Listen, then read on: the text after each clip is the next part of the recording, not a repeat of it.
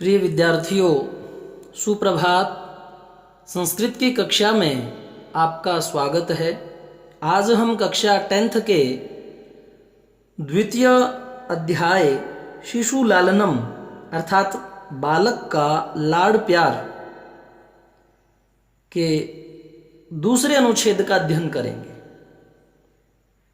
यह जो प्रसिद्ध नाटक है वह दिंगनाग के द्वारा रचित है और उनके ग्रंथ थे कुंदमाला।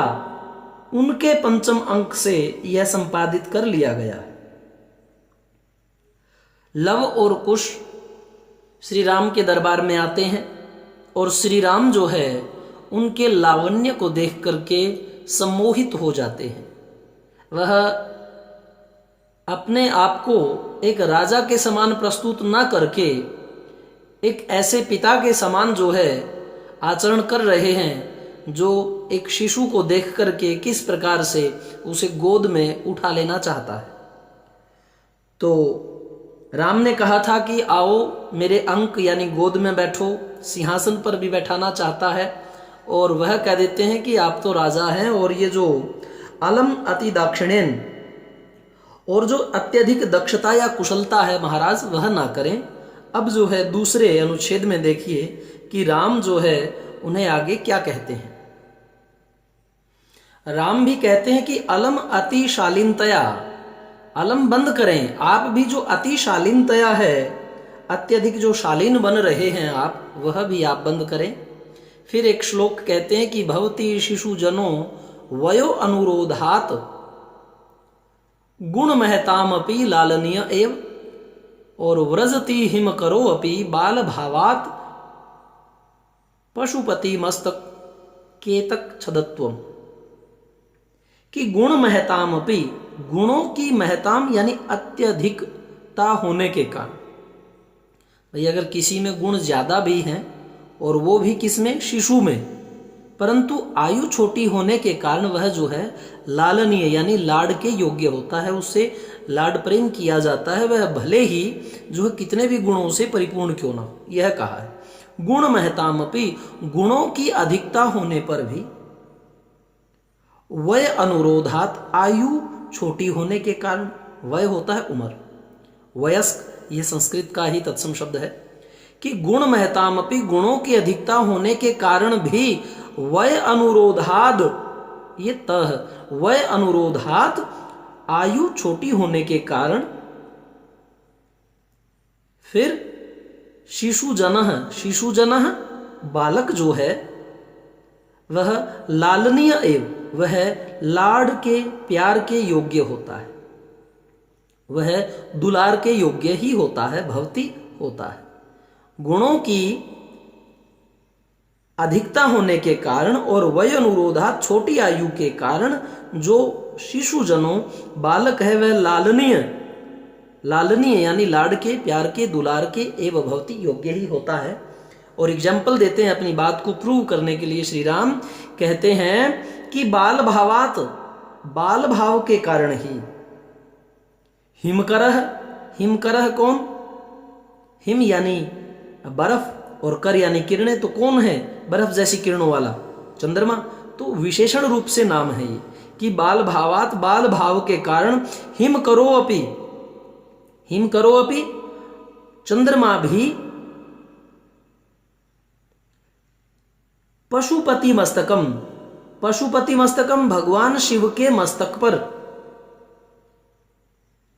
केत कछदत्वम, केत कछदत्वम का अर्थ होता है कि जो केतकी के फूल होते हैं वह बिल्कुल सफेद होते हैं, तो केतकी के फूलों से बने हुए, केत कछदत्वम, केतकी के फूलों से बने हुए जूड़े की भांति जो है व्रजति, वह सुशोभित हो रहा है। भाई बाल भाव के कारण जो हिमकर यानी चंद्रमा है वह भी पशुपति मस्तकम, भगवान शिव के मस्तक पर, केत कछदत्वम, केत होता है केतकी के, और कजतत्वम जूड़ा, और वो जूड़ा कैसा है, केतकी के, कछदत्वम फूलों से बने हुए जूड़े की बात, केतकी के फूलों से बने हुए जूड़े की भांति व्रजति सुशोभित हो रहा है। कौन? हिम करो अपि, चंद्रमा भी। किस चीज के कारण? बाल भाव के कारण। भाई बच्चा ही तो किसी के सर के ऊपर चढ़ के बैठ जाता है, वरना चंद्रमा की क्या हिम्मत जो भगवान शिव के मस्तक पर विराजमान हो, वो सर पे चढ़ के बैठे। वो बाल भाव के कारण, बाल स्वभाव के कारण। तो कहता है कि गुणों की अधिकता होने के कारण भी और छोटी आयु के कारण शिशुजन जो है बालक, वह लालनीय ही होता है। और जिस प्रकार से ये उदाहरण दिया। राम फिर कहता है कि ऐसा है, यह भवतो है, जो ये मैं कर रहा हूं ना, ये किसके कारण है? उसका रीजन दे रहा है कि सौंदर्य अवलोक जनितेन, आपके सौंदर्य का अवलोकन करके और जनितेन उससे उत्पन्न कौतूहलेन, उस कौतूहल से पृछामी मैं पूछ रहा हूं। ऐसा है यह भवतो, मैं आप दोनों के सौंदर्य अवलोक जनितेन, सौंदर्य को देखने से उत्पन्न कौतूहलेन, कौतूहल के कारण पृछामी पूछता हूं कि क्षत्रिय कुल पितामहायो, क्षत्रिय कुल के पितामह। क्षत्रिय कुल के पितामह दो बताए हैं, सूर्य या चंद्र। या तो क्षत्रिय कुल के पितामहों में सूर्य कुल, सूर्यवंशी श्रेष्ठ है, या चंद्रवंशी। तो कहता है कि आप क्षत्रिय कुल के पितामह सूर्य चंद्रयो को, सूर्य और चंद्रमा से कौन है? भाई आपका जो इतना तेज है वो या तो आप सूर्यवंशी हैं या आप चंद्रवंशी हैं। यह मैं क्यों पूछ रहा हूं? क्योंकि आपके सौंदर्य को देखकर जो उससे उत्पन्न कौतूहल है, उससे पूछ रहा हूं। वा भवतोर वंशस्य कर्ता, कि या फिर आपके वंश का कर्ता कौन है? आपके जो वंश का कर्ता है, भाई किस वंश से हो आप, जो इतने देदीप्यमान हो, इतने सौंदर्य से आप पूरित हो। तो इस प्रकार से राम जो है उनसे अपना संवाद करता है। और लव कहता है कि भगवान सहस्र दिधीति, सहस्र हजारों अदिति किरणें, भाई हजारों किरणों वाला कौन है? सूर्य। तो ये गुणों के ऊपर नाम संस्कृत में होते थे कि भगवान जो है सहस्र दिधीति, भगवान सूर्य ही जो है वो हमारे वंश के कर्ता हैं, अर्थात हम सूर्यवंशी। तो आगे फिर देखिए कि श्री राम क्या कहते हैं। पीछे एक बार दोबारा से देख लीजिए कि ऐसा यह भवतो, आप दोनों के सौंदर्य अवलोक जनितेन, सौंदर्य से उत्पन्न कौतूहल के कारण पूछ रहा हूं कि क्षत्रिय कुल के पितामह सूर्य चंद्रयो हो, सूर्य और चंद्रमा से कौन है आपके पितामह? सॉरी, क्षत्रिय कुल के पितामह है सूर्य और चंद्रमा, इनमें से कौन आपके वंशज हैं? और भवतोर वंशस्य कर्ता, आपका जो वंश है, आपका जो कुल है, उसका कर्ता कौन है? आप किस वंश से हैं? ये कहते हैं भगवान सहस्रादिति, भगवान सूर्य।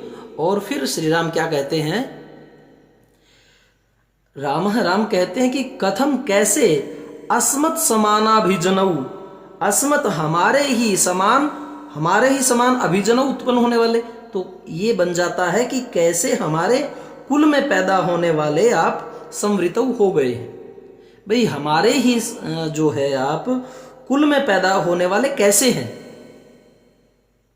हमारे कुल में पैदा होने वाले हो गए। भाई कैसे हो गए? कथम, क्योंकि श्री राम भी क्या थे? सूर्यवंशी थे। तो ये कहते हैं कि सूर्यवंशी तो हम हैं। फिर कथम अस्मत् समानाभिजनऊ, फिर हमारे ही कुल में संवृतऊ हो गए हैं, अभिजनऊ पैदा होने वाले कथम कैसे? विदूषक है। अब ये जो विदूषक है वह आता है, वह कहता है कि किम, क्या, द्वयोरप्येकमेव, द्वयो दोनों का एकमेव एक ही प्रतिवचनम उत्तर है। विदूषक कहते हैं उन दोनों से कि क्या दोनों का एक ही उत्तर है? भाई तुम दोनों ही सूर्यवंशी हो क्या? लव कहता है कि आवाम, हम दोनों भ्रातरः, भाई हैं। कैसे? सोदर्यौ, सोदर्यौ किसे कहते हैं? सहोदर, यानी सगे भाई। भाई हैं आवाम हम दोनों, सोदर्यौ सगे।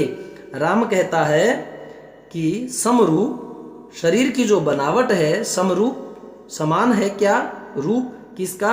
शरीर सन्निवेश है।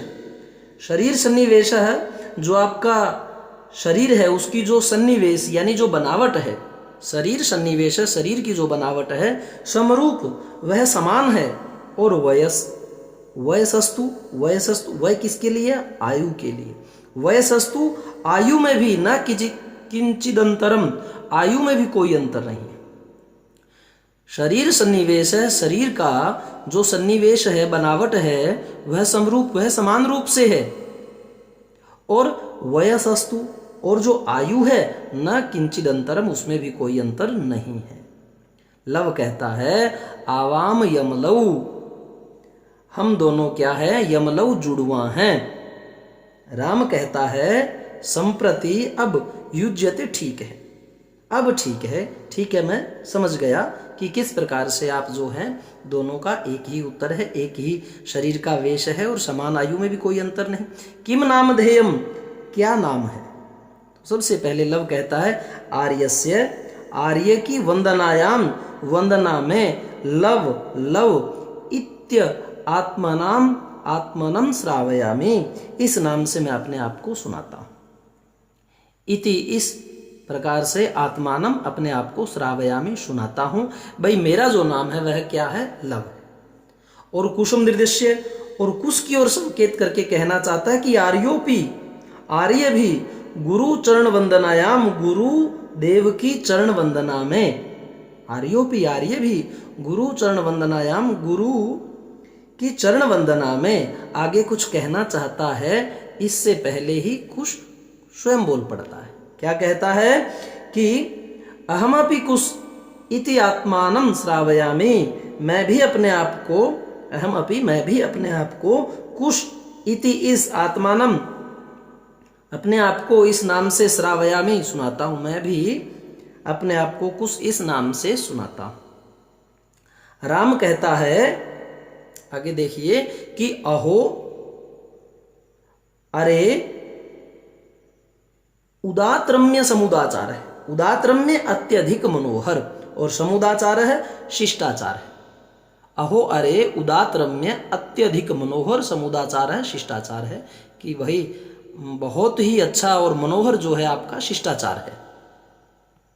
पीछे से दोबारा एक बार देखिए कि आरस्य वंदनाम, आर्य की वंदना में लव इति आत्मानम, यण संधि से बना है, त में ई और आगे आ, जब ई के बाद जो है भिन्न वर्ण हो तो ई य में बन जाता है, इति आत्मानम, इस प्रकार अपने आप को श्रावयामि, सुनाता हूं।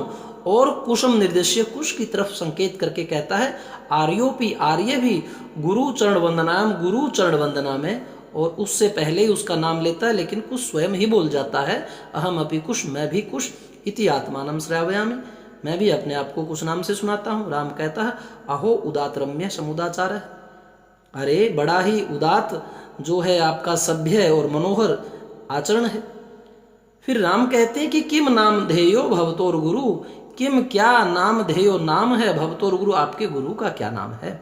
लव कहता है ननु, ननु आता है निश्चय के लिए, निश्चय ही भगवान वाल्मीकि ही, निश्चय ही भगवान वाल्मीकि जो है हमारे क्या हैं, गुरु है। राम कहता है केन संबंधेन, भाई किस संबंध से भगवान जो वाल्मीकि हैं वो आपके गुरु हैं। तो लव कहता है उपनयन उपदेशेन, उपनयन, उपनयन यज्ञोपवीत संस्कार से, उपनयन संस्कार होता है, उपनयन संस्कार, उपनयन संस्कार की दीक्षा के कारण। अब जैसे ब्रह्मचारी पहले गुरुकुलों में जाते थे, उनका उपनयन संस्कार होता था, यज्ञोपवीत जो बोलते थे, 3 धागों का जो है वो यज्ञोपवीत होता था। आपने देखा है चंद्रशेखर की जब आप फोटो देखते हैं वो भी जनेऊ धारण किए हुए हैं। तो ये कोई भी व्यक्ति किसी भी वर्ण का क्यों ना हो, उसका यज्ञोपवीत संस्कार होता था, और वो 3 धागे प्रतीक होते थे। पहला कि हमें गुरु के ऋण को चुकाना है, दूसरा मातृ ऋण, और तीसरा पितृ ऋण। 3 ऋण हमारे ऊपर होते हैं, एक माता का, एक पिता का और एक गुरु का। गुरु का ऋण जो है उसका ज्ञान प्राप्त करने के उपरांत उस ज्ञान को जब हम समाज में फैलाते हैं और बिना किसी मतलब लालच के, लोलुपता के कारण, अर्थात सर्वजन हिताय और परोपकाराय की भावना से जब हम समाज के कल्याण में कदम बढ़ाते हैं तो गुरु का ऋण उतरता है। और पिता का ऋण जो है वह पालन भाव से, कि जब हम दूसरों का पालन करते हैं तो स्वयं जब पालक बनते हैं तो पिता का ऋण, और उसी प्रकार से माता का तो ऋण कहते हैं कभी उतरता ही नहीं, लेकिन फिर भी जो है बच्चे उतारने के लिए तन मन और धन से समर्पित भाव से माता की आज्ञा में खड़े रहते हैं। तो माता का ऋण नहीं उतरता, लेकिन माता का ऋण उतारने के लिए प्रयत्नबद्ध अवश्य रहना चाहिए, वह ऋण बना ही रहता है। और इस प्रकार से प्रिय विद्यार्थियों, आपका जो 3 पैराग्राफ हैं वो पूर्ण हुए। दूसरा और तीसरा 2 पैराग्राफ हमने एक साथ किए।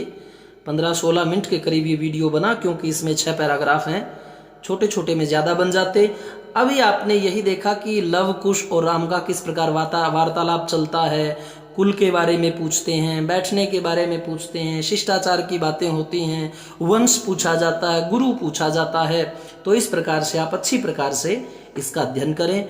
और सारे वीडियो एक जगह प्राप्त करने के लिए गुरुजी आरपी शोराण का जो चैनल है उसको क्लिक करने से ऊपर नाम आएगा एक प्लेलिस्ट को आप क्लिक करोगे तो आप एक लिस्ट पाएंगे, जिसमें आप 10th सेमुशी वाला जो पार्ट है आपका, उसको क्लिक करने से संपूर्ण वीडियो एक ही जगह क्रमशः प्राप्त कर सकते हैं। धन्यवाद।